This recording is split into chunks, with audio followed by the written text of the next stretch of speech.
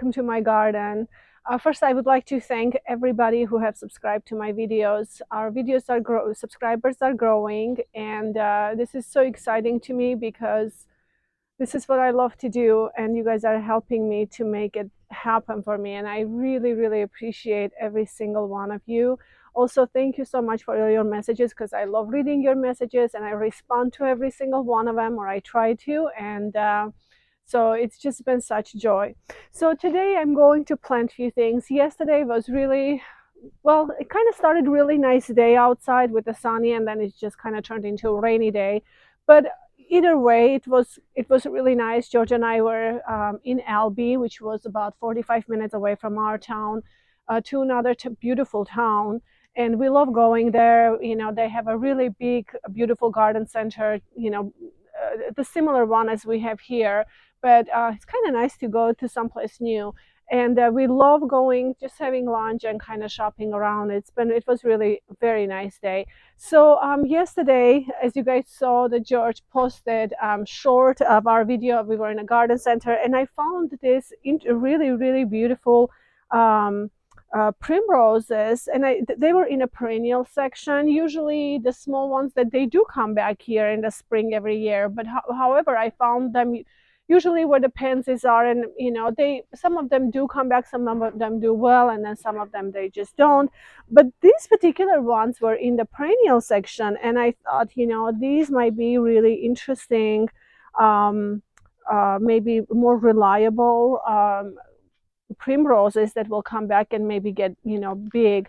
So but you can see it has just a beautiful, beautiful color, very unusual. I haven't seen this color before, and also, as you can see, they are double, which makes it even more wonderful. So anyway, but we purchased three, and consider, you know, really nice big size plants. So I was thinking to go ahead and plant in a container, and then I thought, you know what, I think I'm just going to go ahead and plant into the landscape, because that way they can start developing and I don't have to remove them again, because you know, they're going to come back every year for me. And I thought, you know, I'll just let them do their thing into the landscape, because also our zone is warm. You know, we are at zone 8B in France, and you know, we might have a little frost in March, which would probably be very short. Even if we have them, it's just going to be come and go very quickly.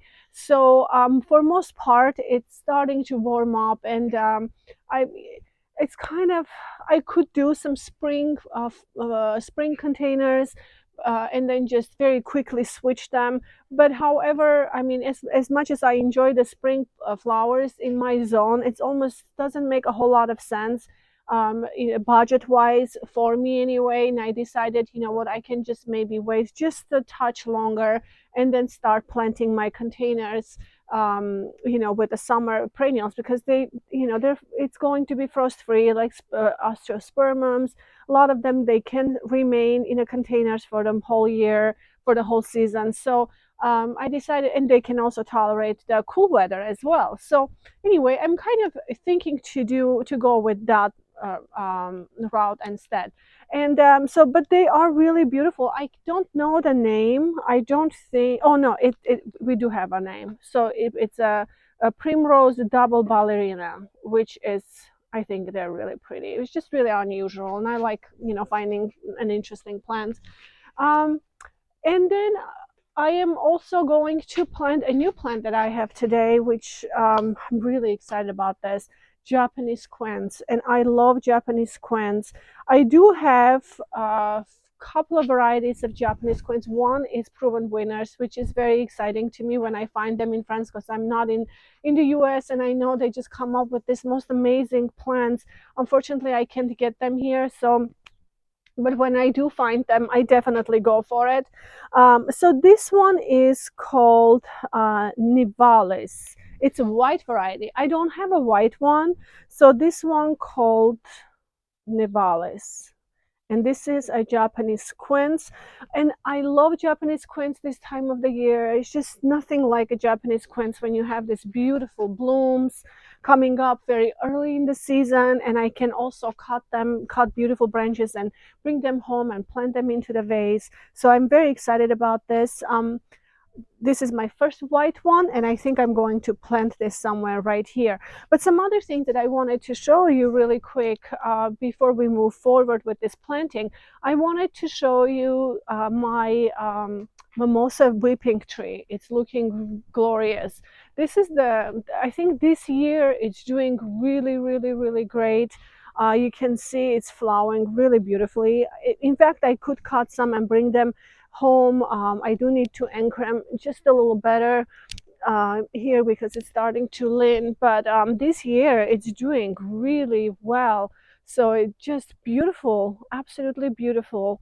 So I wanted to show you that. And then here I bought some boxwoods. As you know, I was telling you guys in my previous videos that our grocery stores here in our city in the spring, they bring wonderful plants for very inexpensive, and I take advantage of it, of course, if I can, because my garden is so big and I can get anything that is less expensive. That really is very helpful for me. And so these boxwoods, I was waiting because I landscaped this area, as you know that we placed this pergola here just last fall, and I landscaped the area. I had some boxwoods already that I planted. Now I want to say that the boxwoods are not an ideal plants in my area because we do have here in Europe, we do have a caterpillar that gets on boxwoods, and they literally will kill the entire boxwoods just in one night. You have to constantly watch them, making sure that they don't get on them. And I do have plenty of boxes. I love my boxwoods, but it takes lots of effort. So, but because I love them, I decided I am going to make that effort to to maintain them in my area because of the caterpillars are just in the so they come in about they start about April until about October. So the whole long growing season, I have to be diligently watching them, making sure that they if in case they get in, I have to spray them, etc. So but I love them. They look beautiful, and I'm going to take that effort to make sure they are taken care of. So here you can see I bought three, and actually I have one that I would like to replace. I might just decide to purchase just one more to replace the one that it's not in a great shape. But I decided all three of them are going here because I thought it would be really pretty. Initially, I wanted to have a boxwood just on this side, but then I thought, I have one boxwood ball right here, as you can see. It's been right here, which I love. And I thought, if I plant two more on each side and make it more symmetrical here, it would look really beautiful. And so I've decided to go ahead and plant two more boxwoods. Now here I have a Nandina lemon lime, and Nandina is really beautiful, and I love Nandinas because they are evergreen. They always look beautiful. They come with the beautiful different colors. They bring just really interest into the garden. But I'm going to move this downstairs on the north side of the house, where I created a little garden last year, moved all my hydrangeas, and I have a bench there. I did move one on one side of the bench. I'm going to plant this one on the other opposite side of the bench. And then instead, I'm going to plant the boxwood balls. So I do have a pinnacle hydrangea here, and I think this one is a little lime. This one is actually proven winners, close to my heart. And so I have pinnacle hydrangea, and then I have this one is a French variety, which is also very beautiful. I think this one is framboisine, which means which is I think it translates raspberry. Framboise is a raspberry, but this one called framboisine. And so I did plant a couple of other hydrangeas here. These ones are little star, and which they call a petite star, and they stay really compact and small. But I planted few in the beginning of the season. I really liked them. They flowered really well, and so I decided to add more of these in this border as well. And so So that's what I'm going to do. I'm going to plant this boxwoods, and then also you can see that I brought this container here because the container was actually sitting in this corner before we started changing everything, and it was fine. However, I changed the shape of the bed because I wanted to plant a Japanese maple here, and this one is called, I think it's Ice Dragon. I have to see. Oh, I have it right here. Oh, let me show you. And this is a whipping variety, but I'm really excited about this one. Yes, it's called Ice Dragon. I left all the labels on my Japanese maples because I don't want to be confused and forget. So this one's supposed to be really beautiful, and I think this is a sun can tolerate lots of sun. And you can see this area of my garden is going to be very sunny, especially since we moved trees. It used to be woodlandy, now everything is changing, and this is going to be really pretty here. So I decided to plant the boxwoods and just kind of make it a really nice uh, entrance here to the pergola with evergreen elements here. So then I decided to have the container in this tree stump. This was a pine tree, I believe. We removed this, and I'm just very thankful that we did, because it was throwing needles everywhere and I couldn't really grow anything in this area, which is closer to the house, and I wanted to be beautiful. So I decided to go ahead and level this container and just place them right here. Now in the center, I just planted, was it yesterday or day before? So last year I had plumbangos. They're beautiful blue flowers. They love the sun. They are a bit of more of a tropical. I think they don't really tolerate the cold as much. So last year I had them planted in my large center container as a center thriller. Then in the fall, I decided to go ahead and remove them and save them into the another container under a covered patio where it's more protected. I just basically placed them there in the entire winter, and they stayed alive. They did well, and I decided, why not?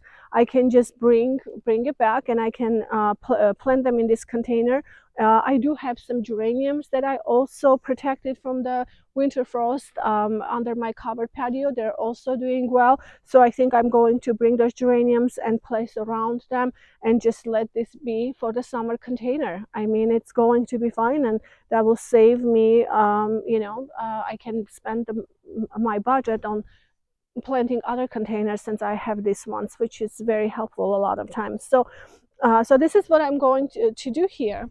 And just really quick, I wanted to show you a couple of magnolias that are blooming. And this one is called, hasn't blooming yet, but it's starting to bloom. This one is a Magnolia Suzanne. This one is has a dark variety magnolia, and it's beautiful. It has a dark burgundy flowers, and this year it's full of blooms, which is very exciting. I have several magnolias. They're so beautiful in the spring. I absolutely love them. This particular one's been here for good maybe 4 or 5 years now, and it's doing really, really pretty. This year it's gorgeous. I have lots of flowers, I think, this year. And so the tulips are coming out in the containers. They're starting to poke through and grow. So we will have lots of tulips. Tulips are also, I planted a bunch of tulips here as well. And then you can see I have blue anemones that I planted here. They're doing really good, but we have been getting so much rain every day, every night. We have been getting lots of rain. So I hope that everything stays and does well, because it's been really wet. But here you can see this is a beautiful one. Like these ones I planted last year and last spring, and they came back beautifully. They're doing really good. Very excited, and I think you can see I have several. I hope they do all come back. But I'm thinking this area, it used to be a lot more shade than this area because the sun comes this way, and so I think they might have had a lot more sun, so they're doing a lot better. These ones are still trying to come up. So I wonder if this year I could see a difference of having more sun. I'm hoping that they will be more mature and more uniformed as we approach to the next spring. So that's kind of what's going on. Now I will just get my tools. We'll get some of these flowers, some of these plants, planted into the ground, and then you can see. I'm sure you guys are looking, and I do have forsythias. I'm not sure if I'm going to plant them in this video or not. I've been posing them in a different places to kind of see how I would like them to be, or they're not a very large variety for forsythias. They're actually called, let me see, they they uh, they called inter micador. They're for forsythia micador, and these guys are going to be only 90 centimeter in height. So they're going to be less than a meter high. I think they're going to be really beautiful because I will still have gorgeous forsythia, which I absolutely love in the spring. I don't have any in my garden, and I was like, I really need to find a dwarf variety. So if you don't have a large area, a large garden where you can have, forsythias, they can get up to 2.5 meters tall. They can get really big sizes, and sometimes we just don't have those spaces to fill in. And so I purchased Micador. It's a good variety for less than 1 meter, and I can still enjoy them without having to fight for the space. And so, but I'm thinking this one I might need to plant here. I'm just a little worried that I have David Austin roses here, and they might interfere too much. I do have euphorbia, not euphorbia, eucalyptus. I'm sorry, I have eucalyptus there, baby blue. This one I planted last year. It's not doing that great, maybe because it was too much shade. But I do like the blue color of the leaves, and it's evergreen. So I kind of wanted to have an evergreen element here. I'm not sure if I'm going to leave that here or not, or either one. It's going to be forsythia or the eucalyptus. I'm not quite sure yet. So I'm going to let this sit and kind of look around and think about that. And I encourage you guys, when you purchase plants, you can place in different areas of your garden and think about them, making sure that they have enough space, how they look. So I've already moved several times, but I'm still not sure, so I'm going to let it sit.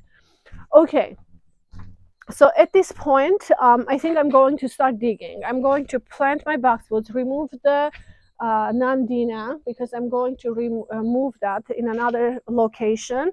And then I am going to plant my primroses and this beautiful Japanese quince. And I still have lots of things in this patio just because we're still working on some projects. We're still trying to finish pergola. The guys have been very, very busy. They're, they're trying to get here to get some things done. So I have to be more patient, and just everything will come together eventually. All right, we'll go ahead and get this started.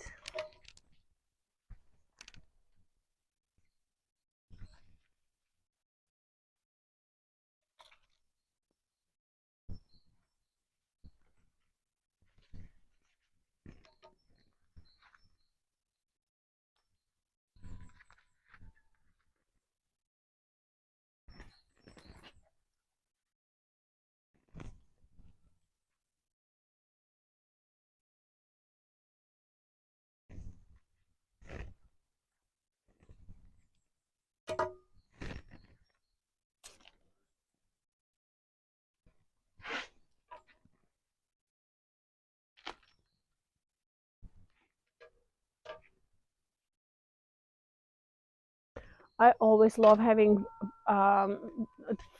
free bamboo shoots because for dahlias and staking is perfect, and every time I can have them, I'm very happy about them. All right, this looks gorgeous. Oh, and it's thorny too. Oh, I didn't realize this was thorny.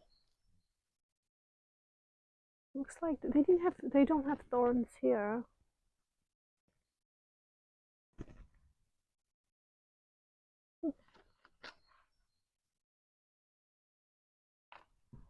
Oh well, we'll just see. Quite sharp. Maybe this needs to be pruned. No.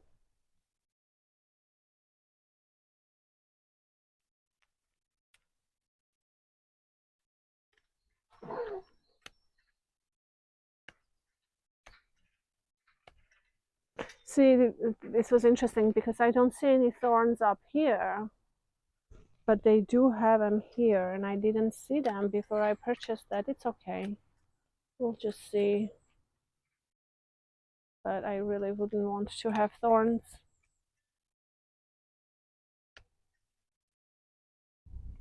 Oh well. Okay. I think Japanese quince I'm going to plant maybe somewhere here.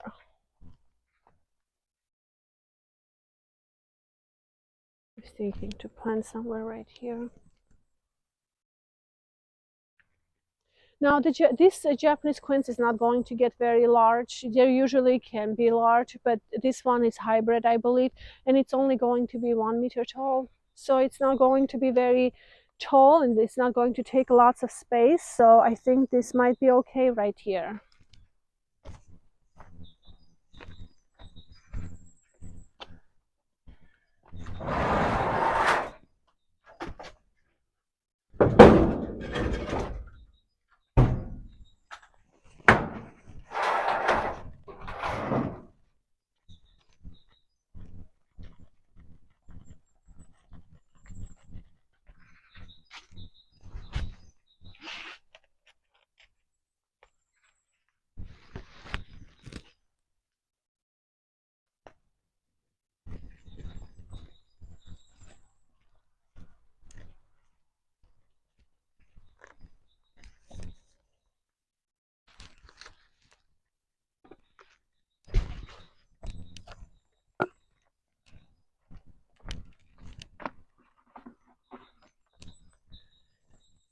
And because I have a sandy soil, I'm sorry, not sandy, because I have a clay soil, I always like to incorporate sand.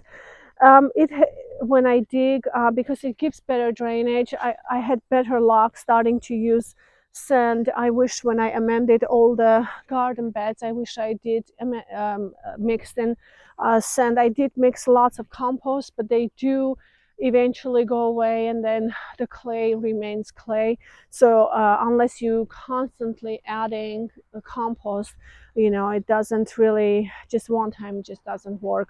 And so and for my garden being so large, it's almost impossible for me to keep covering with lots of compost, although I am going to try. I've been kind of doing selected beds, but it's been really kind of difficult to do the entire garden. Maybe one day, and but it's not today. So I decided I should incorporate sand, and then usually I have my own homemade compost. I do use manure, etc., or fertilize, just the selected plants. But and then I try to cover with the compost as much as possible. So since we've been back from the US, as you can see, I have some weeds coming out, but I've been kind of working my way from the other side, and I think most of them are already, most of the beds are weed free except for this one. And then I have some up there that I still have to work on, but I'm hopefully going to make another progress today and remove some weeds as well.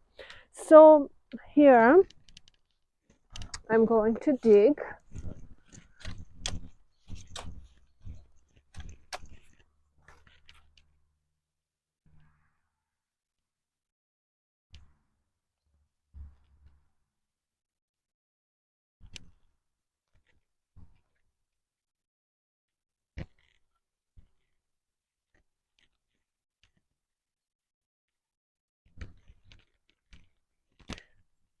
The weeds are very easy to pull in my garden. Really, it doesn't take very long, just because everything has been amended. My soil has been amended. It's been dug down. It's been amended with different with compost, etc.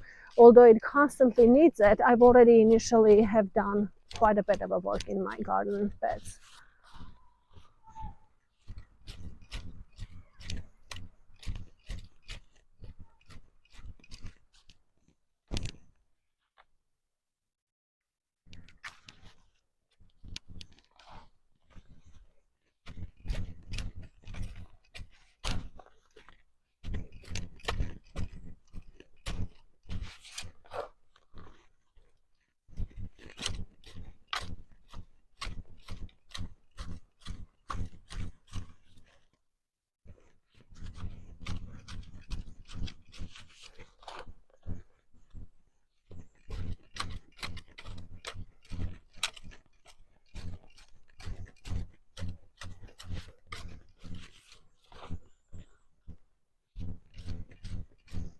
You can see it's really, really wet because we've been getting rain. We've been having rain almost every day.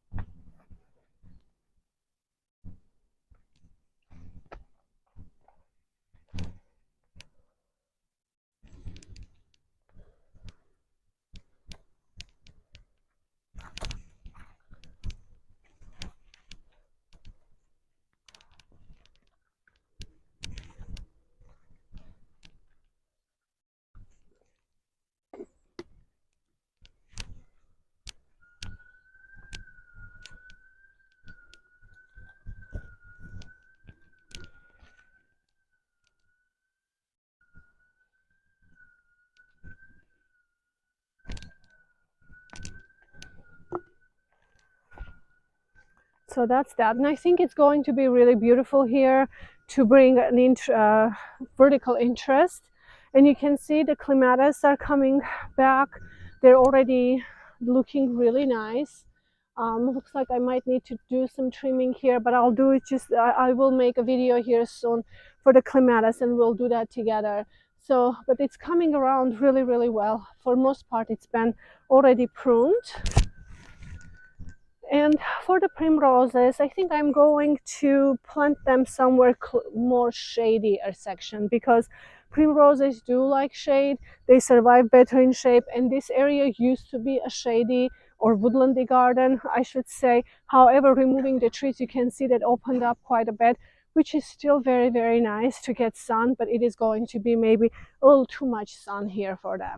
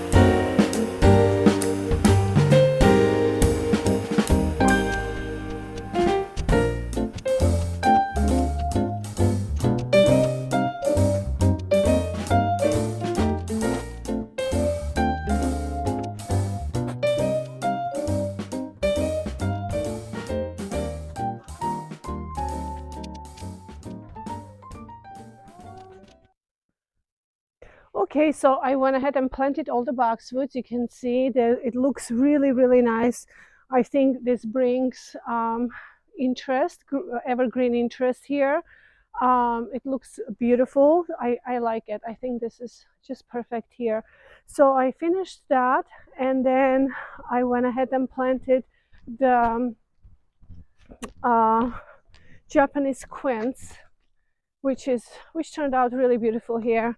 I hope it doesn't interfere too much because I have an Ito peony, what is intersectional peony planted here, and I know that's going to get big. This one is a Hillary variety. And then I have a David Austin rose here. I might move it back a little bit. I really try not to move them too much because they're established, and then they just it takes them, it's harder for them to reestablish themselves, but I might do that. We'll see. But I think it looks really, really beautiful here and will give a nice vertical interest. And then I have my beautiful primroses that I planted here, and you can see I grouped that all three right here, which is going to be beautiful color. And you can see my azalea is in bloom. It looks really nice this year. I believe this one is an indoor azalea. It's not in the for the landscape. Because it really did struggle quite a bit last several years. I moved it from another spot to here, gave it lots of gave it excuse me, gave it lots of acidic properties to the soil to help it out, and it's doing really great this year. I'm very pleased.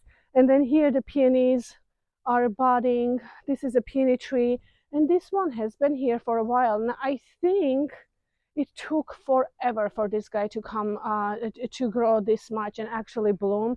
And I wonder if it was a little too much shade here when I planted this, because I had the trees and woodland the area here. But I think this year it probably will do really well. I have several here that it's looking really good. And then just really quick, I wanted to mention something that I noticed in my garden this year, which I think I might make that change for the following year in trimming roses. For last year, before we left to the US, and it was mid-December, I believe. So right before then, the hybrid tea roses were already so tall, I decided I just need to go ahead and trim it. Now, my experience, most of the time, my first experience has been in Colorado because that's where I started gardening. And hybrid teas did okay. Some of the hybrid ones are a lot more cold tolerant, but we were in the north. It was a zone 5, which was still, cold zone. And for the roses, I had to trim in the spring. They just really didn't do well when I pruned them in the fall because they did die out several parts of it in the winter. And then in the spring, it would show me the green where it met with the brown wood, and that's where I would start pruning.